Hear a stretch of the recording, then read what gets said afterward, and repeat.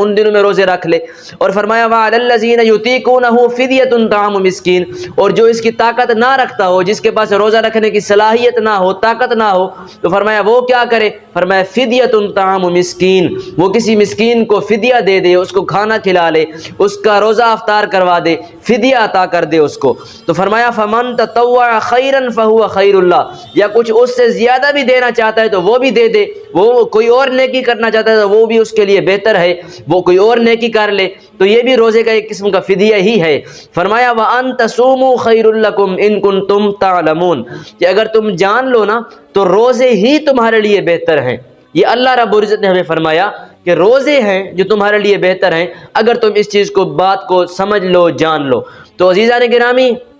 قرآن مجید سے یہ ثابت ہو گیا کہ جو روزے ہیں یہ اللہ رب العزت نے ہم سب پر فرض کیے ہیں، کیونکہ باری تعالیٰ کا واضح فرمان ہے یا ایھا